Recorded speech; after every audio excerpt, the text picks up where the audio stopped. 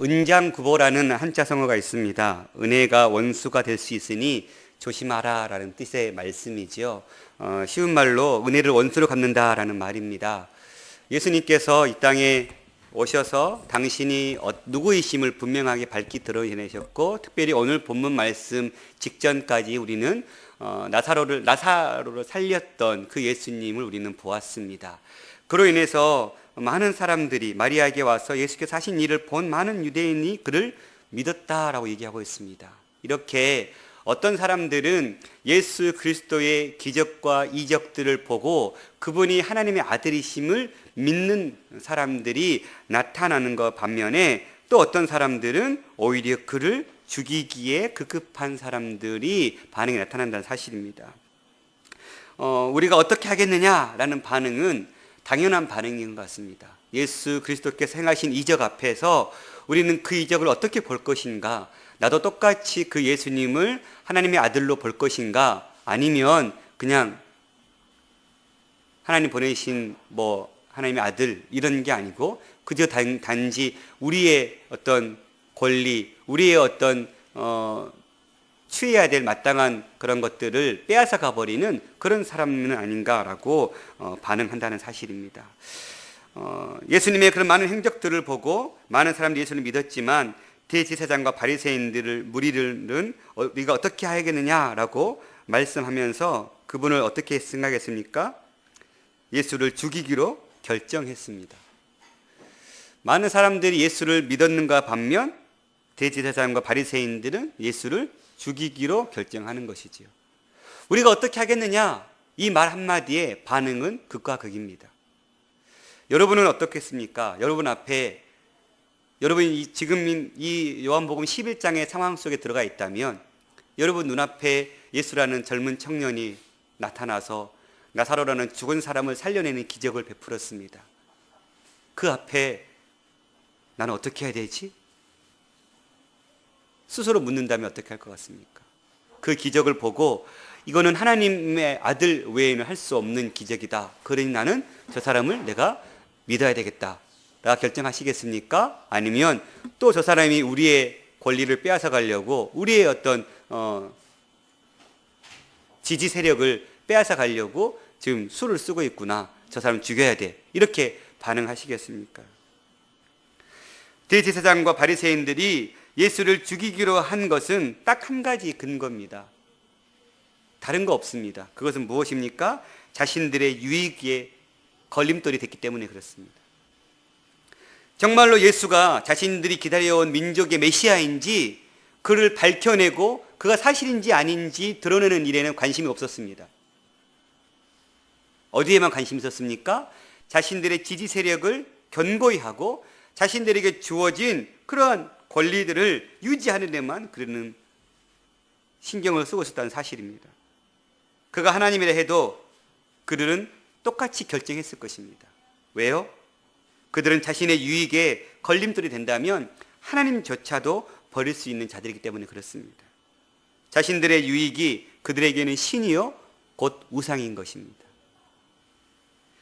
이들에게는 예수님이 진정 하나님이 보내신 메시아인지 아닌지를 고민하거나 조사해 보려고 하는 생각은 아예 없습니다. 예수가 그렇게 많은 표적을 행하는 것을 보고도 그가 메시아인지 아닌지, 또 그가 어떻게 그런 일을 할 수 있었는지에 대한 원인을 찾는 데 전혀 관심이 없었습니다.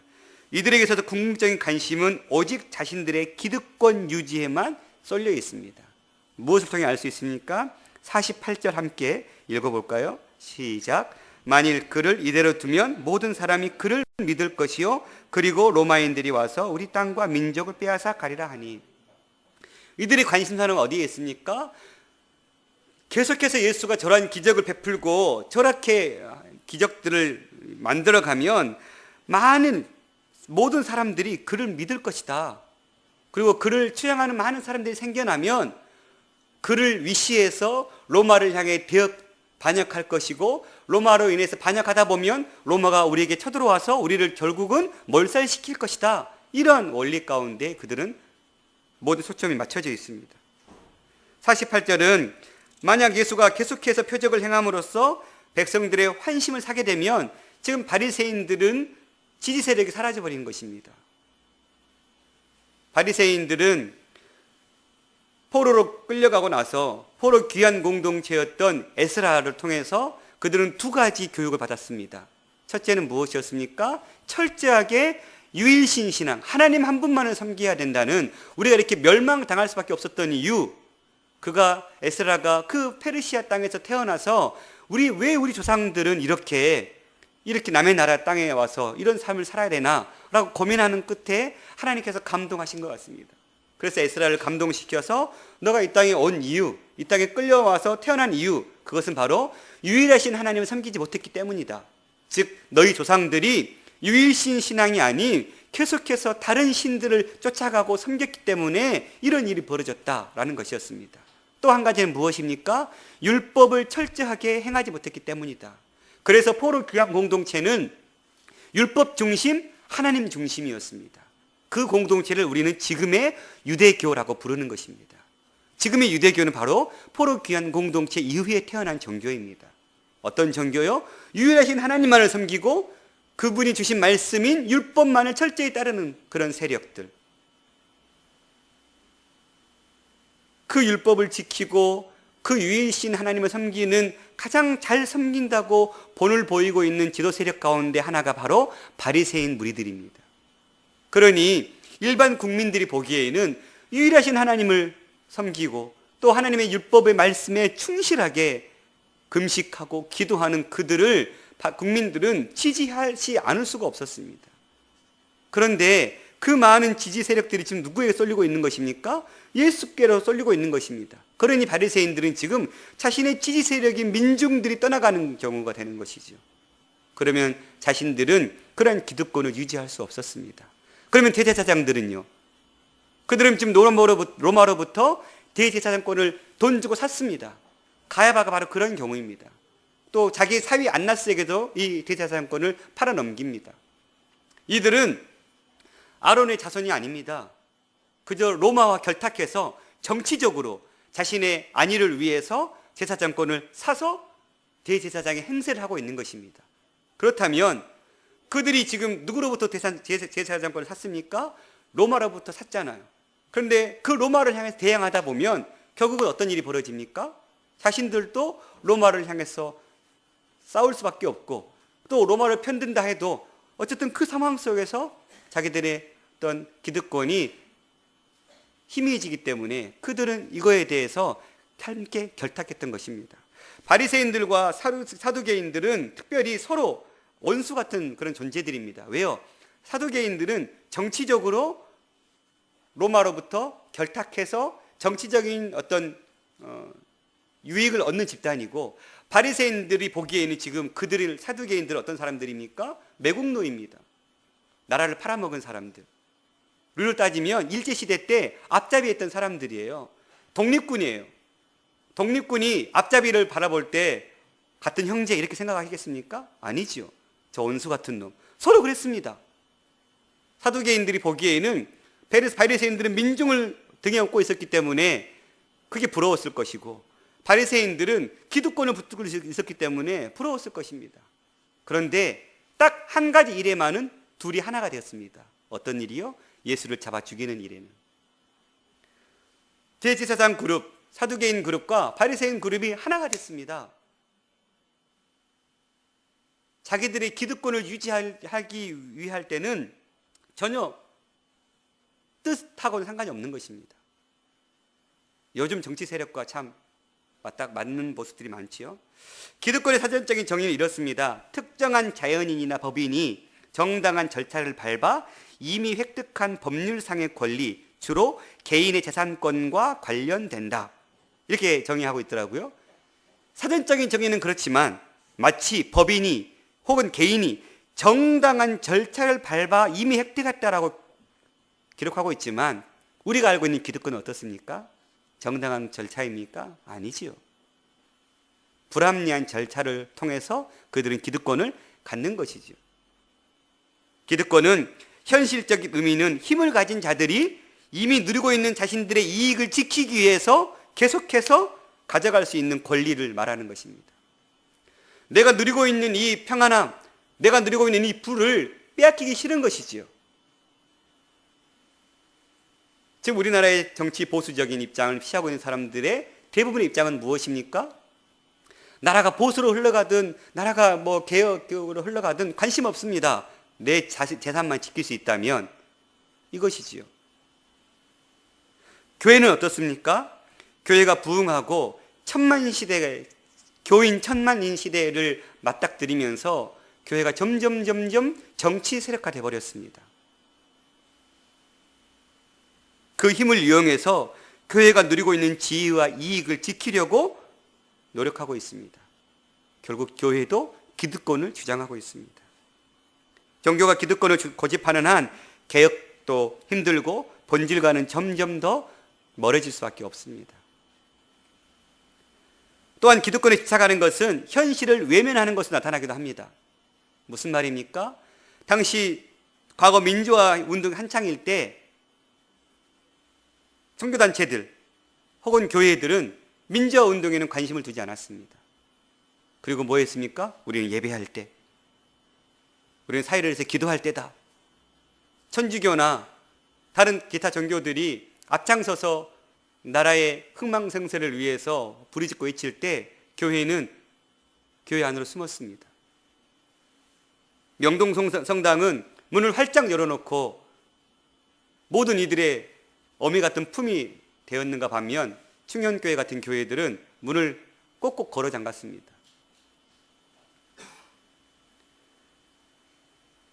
교회가 시골을 외면한 채 교회의 부흥만을 중요하게 여겼던 탓에 교회에 대해서 사회가 등을 돌리기 시작했습니다. 교회가 기득권을 가지기 위해서 열심히 정치적으로 수고하는 것도 문제예요. 교회가 기득권을 유지하기 위해서 세상과 담을 쌓는 것도 문제라는 사실입니다. 저도 실은 제가 이 길을 걸어가면서 정치에 대한 관심이 그렇게 많지 않았습니다. 노무현 전 대통령 정권 시절만 해도 그리 뭐 정치권에 대해서는 관심이 없었던 것 같습니다. 그리고 그분의 서거하고 난 이후에 이명박 대통령 때부터 저는 어떤 한 사람의 팬이 되기 시작했습니다. 나는 이명박 대통령이 싫습니다 했던 그 사람이 있습니다. 너무너무 정치를 볼 때마다 가슴 아프고 슬프고 정말 이런 정치를 계속 관심 둬야 되나 할 때가 많이 있습니다. 그러나 그런데도 불구하고 우리는 관심을 가져야 합니다. 외면해서는 변화될 것이 없습니다. 물론 우리의 표현은 다르게 나타나야죠. 그것이 마치 교회의 기득권을 지키기 위한 모습으로 나타난다면, 마치 교회의 유익을 위해서, 마치 사법 발행하려고 할 때 교회들이 앞장서서 그것이 악법이라고 했던 것처럼 자기 교회의 기득권을 위해서 벌리는 운동이 아니라 정말 나라와 민족을 위한 그런 일에 우리가 관심을 갖고 우리의 목소리를 내야 됩니다. 예수님 당시에 가장 많은 기득권을 누렸던 계층은 바로 바리새인들과 사두개인으로 통칭되는 유대인들이었습니다. 이들은 로마 통치 안에서 적당하게 권력을 유지하고 자신들의 배를 불리우는 일에 관심이 있었던 사람들이죠. 조국의 독립이나 영성 회복들에 대해서는 전혀 관심이 없었습니다. 중요한 것은 나 자신뿐이라고 생각했기 때문에 그렇습니다. 무엇이 그들을 이렇게 만들었을까요? 다름 아닌 탐욕입니다. 결국은 탐욕입니다. 앞에서 말한 기득권은 바로 탐욕과 직결되어 있습니다. 내 욕심. 여기에서 자유로울 자가 누가 있을까요? 정치적으로 모이는 그룹들은 다 뭐입니까? 하다못해 제가 입주한 아파트도 아파트에서 양재동으로 나오는 길이 왜 되게 좁습니다. 제가 봐도 그 짧은 길을 빠져나올 때 차가 너무 막혀가지고 10분 정도는 걸립니다. 왜요? 거기에 단지들이 엄청 들어섰는데 도로는 그대로거든요. 그러니 병목 현상이 일어날 수밖에 없죠. 그래서 아파트에 한참 그런 운동들, 박원승 시장님 도로 넓혀주세요. 서명 받고 이런. 어떤 면에서는 집단 이기주의죠. 좀 불편하면 될 문제일 수도 있습니다. 그 불편함을 해결하기 위해서 양재천을 무너뜨려라. 그러니까 없애. 양재천을 이렇게 밀어버리면 된다. 한쪽을. 거기에 대해 어떻게 양재천의 그 아름다운 길을 무너뜨릴 수 있냐? 반대한다. 또 싸우고 있습니다. 지하로 보내는. 다 어디에 있습니까? 자기 탐욕이 있습니다. 자기 편함, 자기 부. 골로새 3장 1절에 너희는 위의 것을 찾으라 땅의 것을 찾지 말라 위에는 하나님이 계시니라고 말씀하셨습니다. 우리는 땅의 것에 매여 살다 보면 하늘의 것을 볼 수 없고 하나님을 찾을 수가 없습니다. 그래서 땅의 것보다 먼저 위의 것을 주님은 찾으라 말씀하셨습니다. 위의 것을 볼 줄 알아야 땅의 것을 바로 볼 수 있기 때문에 그렇습니다. 하나님을 바라볼 때에 하나님의 시선으로 바라볼 때 이 땅이 무엇이 회복되어야 되고 이 땅이 어떻게 새로워져야 되는지를 알 수 있기 때문에 그렇습니다. 그런데 땅을 먼저 바라보면 땅의 주인인 하나님의 뜻을 알 수가 없습니다. 그러니 우리 멋대로 밖에 할 수가 없는 것이지요. 그러니 하나님 우리에게 분명하게 우선순위를 말씀하셨습니다. 위의 것을 먼저 찾으라. 하나님이 기뻐하시는 것이 무엇일까? 이 상황에서 하나님께서 무엇을 원하실까를 먼저 우리는 봐야 된다는 사실입니다.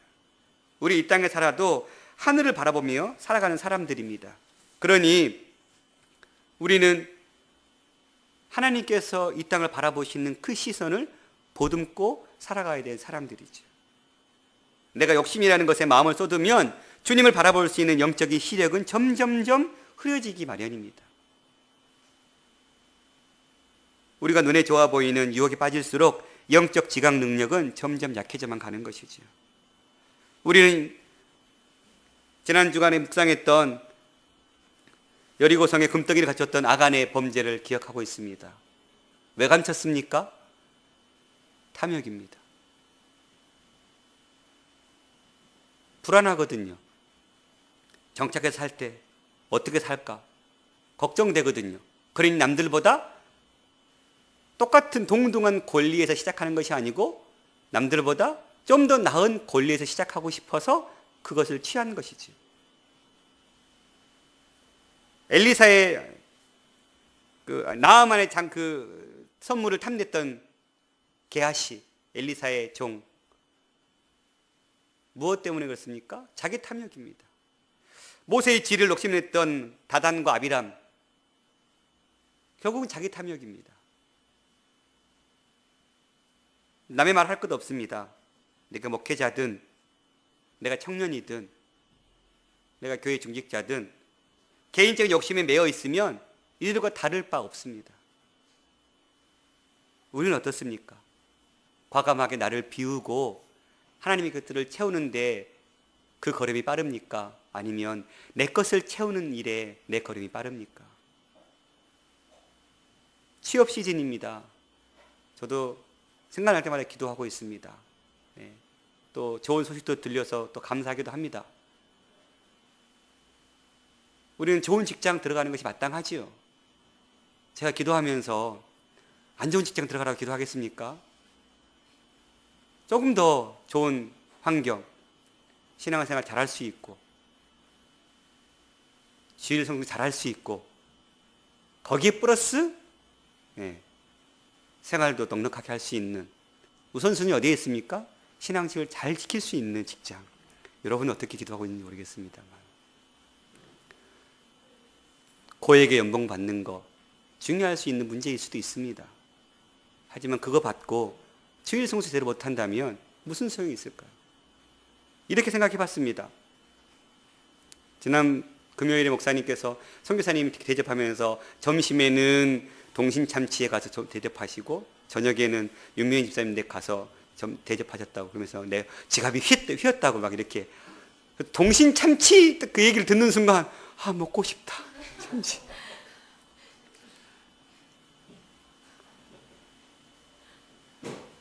정말 맛있었거든요. 그렇게 맛있는 참치, 전 참치에 대해서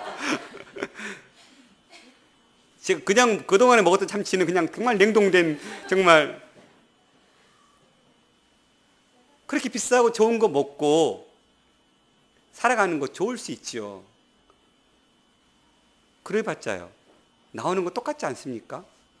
비싼 거 먹으면 비싼 똥 쌉니까? 우리가 이 땅에서 취하는 거 높은 지위에 취하고 그 지위를 통해서 많은 좋은 것을 먹고 좋은 것을 경험한다고 해서 돌아갈 때 그거 가지고 갈 수 있습니까? 그것 해봤자 한평생 100년도 못 살 그 인생 가운데, 그 짧은 인생 가운데 누릴 것밖에 없지 않습니까? 우리는 영혼을 살아갈 수 있는 존재들인데 그 영혼은 포기한 채 이 짧은 시기에 무언가 나보다 더 취하고 더 누리고자 그렇게 세상을 바라볼까요? 이건 저에게도 하는 말입니다. 목회자가 계속해서 이거에 대해서 깨어있지 않으면 얼마든지 돈의 유혹에 아주 최전방의 위치에 놓여져 있는 자, 또 여자의 유혹에 가장 최전방에 노출된 자가 목회자의 직업인 것 같습니다. 목회자의 주변에 여자 없는 목회자가 어디 있습니까?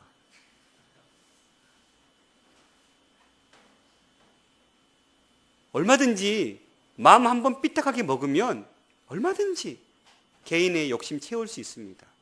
맘만 먹으면요. 그러나 그것이 그러한들 무슨 소용이 있겠습니까? 이렇게 고민하고 있을 때 가야바라는 이 현재 대제사장, 첫 번째 돈 주고 샀던 이 제사장이 아주 현명한 얘기를 해줍니다. 무엇입니까? 한 사람이 50절 백성을 위하여 죽어서 온 민족이 망하지 않게 되는 것이 너에게 유익한 줄 생각하지 못하느냐? 말 그대로 야, 예수 저 한 사람만 죽이면 별일 일어나겠느냐? 저 사람 죽이면 로마를 향해서 반역한 세력도 없어질 것이고 다시 온 상태로 돌아갈 것이다. 그러니 고민하지 말아라. 저 한 사람만 죽이면 된다. 이렇게 얘기한 것이었어요. 지혜롭지요? 그래서 성경은 누가복음 16장 8절에 이 세대의 아들들이 자기 시대에 있어서는 빛의 아들들보다 더 지혜롭다라고 얘기했습니다.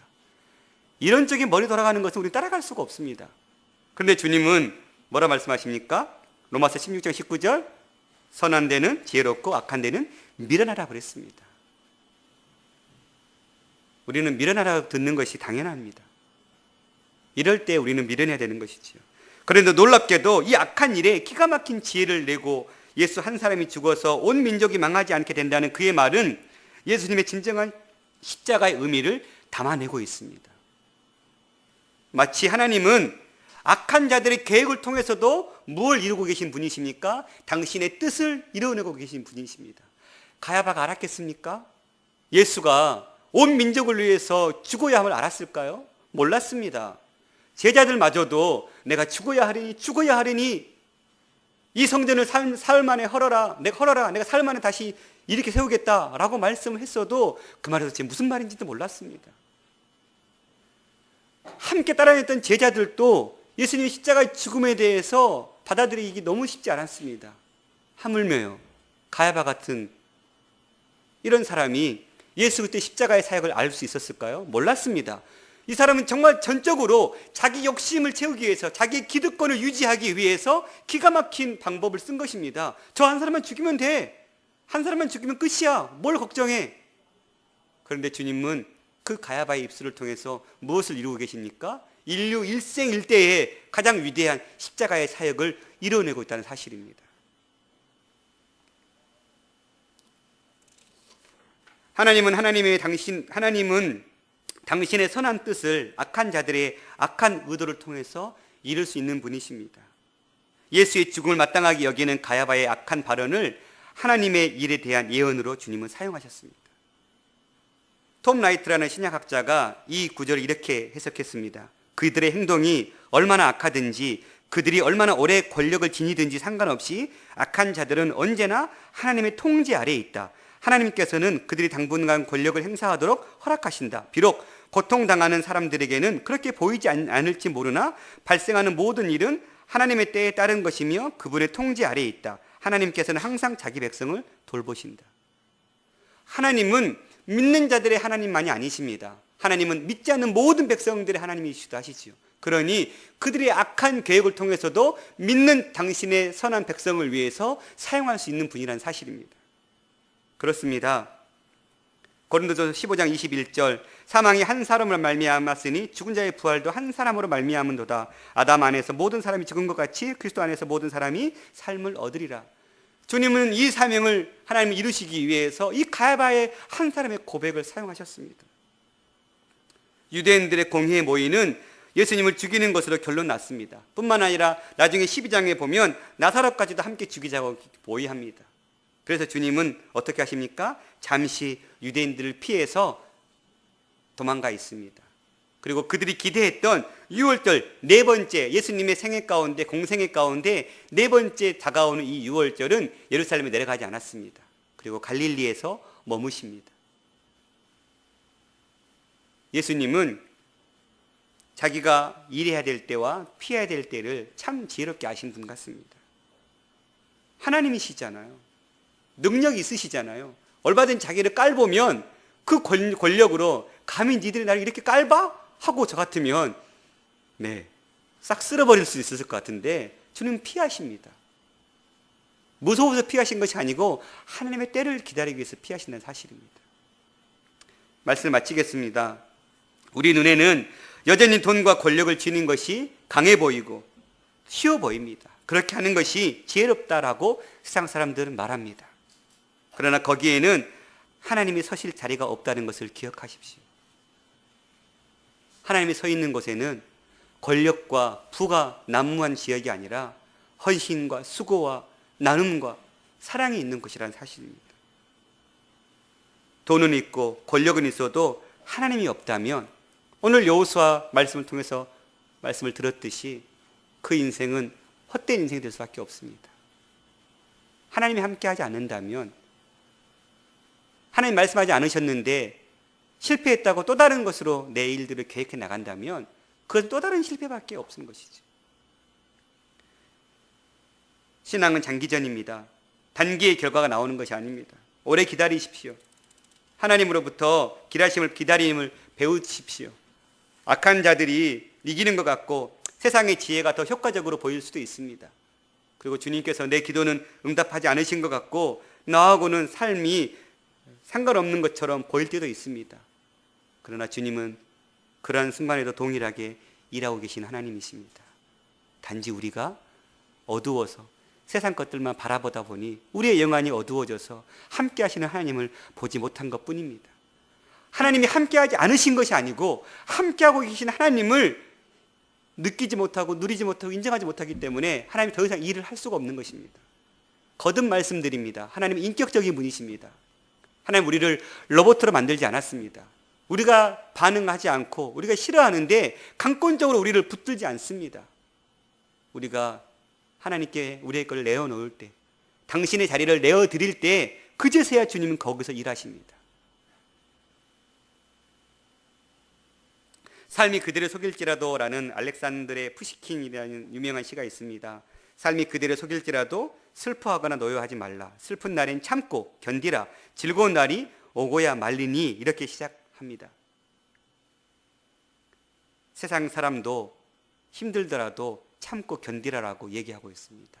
하물며 그리스도인 된 우리가 이 땅의 삶을 살아가면서 참고 견디는 것, 주님으로 인해서 당장에 취할 수 있는 유익, 당장에 누릴 수 있는 권력을 우리가 내려놓고 우리가 취할 수 있는 모든 권리임에도 불구하고 우리는 세상의 것들이 아닌 하나님의 것들을 위해서 인내하고 기다리고 바라볼 수 있는, 선한 것과 악한 것이 어떻게 있는지를 분명하게 구별하고 하나님이 기뻐하시는 일들을 선택하는 삶으로 살아가는 저와 여러분 인생이 될 수 있기를 간절히 소망합니다.